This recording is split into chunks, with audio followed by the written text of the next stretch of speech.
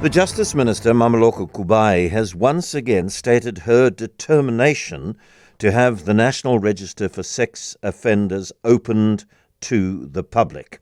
The register is not publicly accessible. It is only available on application to vet individuals who might be hired to work with children and vulnerable groups. And it is the view of the minister that if the public has access to the register, then the noose will be tightened on sexual offenders, and it will make it less likely that vulnerable groups like women and children will be targeted by sex offenders. Dr Lesley Anne Foster is the founder of and executive of Masimanye, which is a women's rights group based in East London. Lesley Anne, good afternoon. Thank you very much for joining us. Good afternoon, Don, and thank you for inviting me onto the show. Good afternoon to our listeners. Yeah. What's your view on this? Should the register be open? I think the reasons why groups around the country were advocating for this to be open, because, for one, it would make known who the perpetrators of sexual violence, particularly against children and women are. And that could be a good thing, because if somebody moves into an area, you would get to know about it, and particularly around the issue of teachers, who are raping children, sexually assaulting them in their thousands across the country.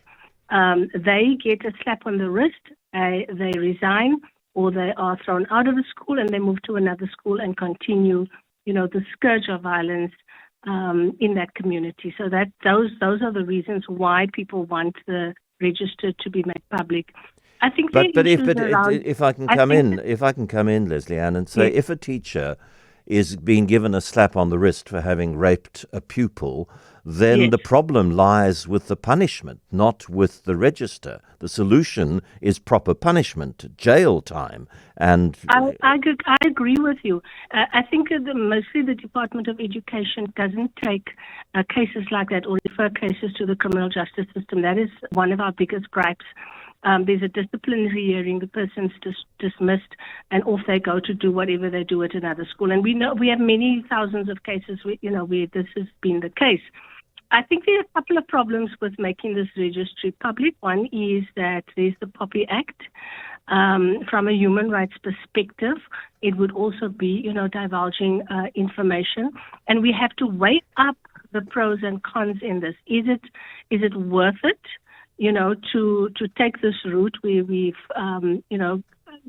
flout the human rights principles, of your right to keep certain information, private.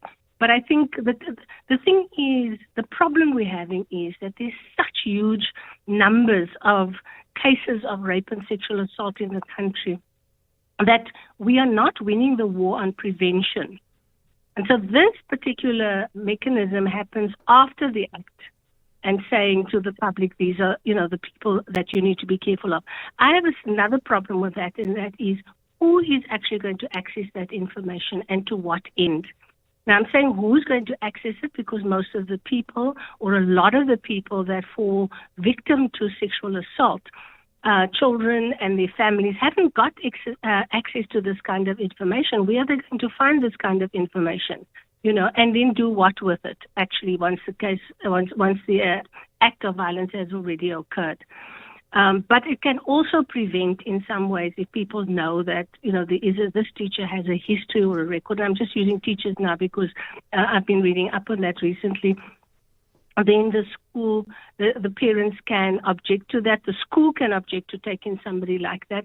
It's important that the school does that kind of research beforehand, before hiring anybody, because there's a lot of cover-up within schools, within health institutions, and universities where rape and sexual assault is rife.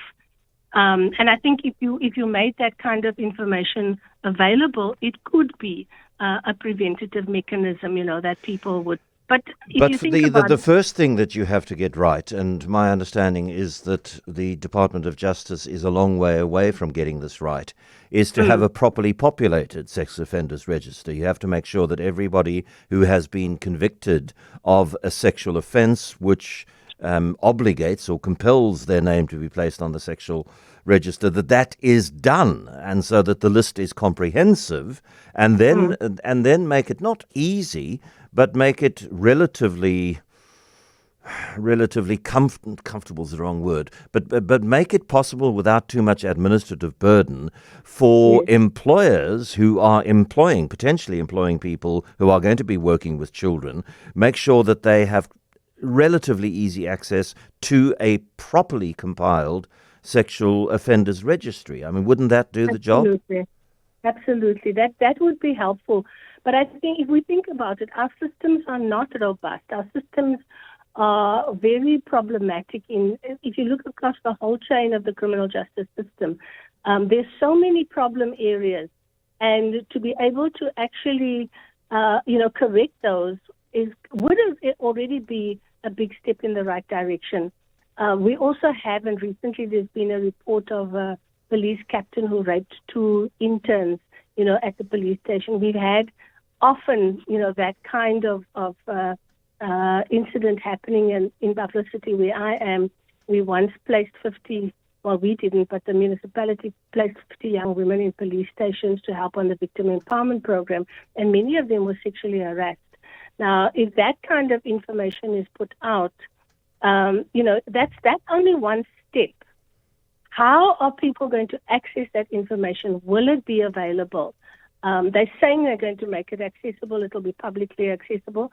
But public accessibility is not just putting up a list somewhere on the internet or so for people to get to know.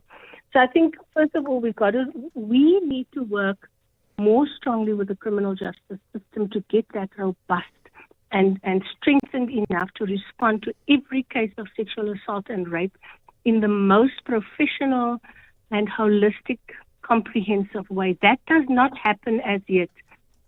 Thank you very much, Dr. Lesley Anne Foster, founder of and executive at Masimanye.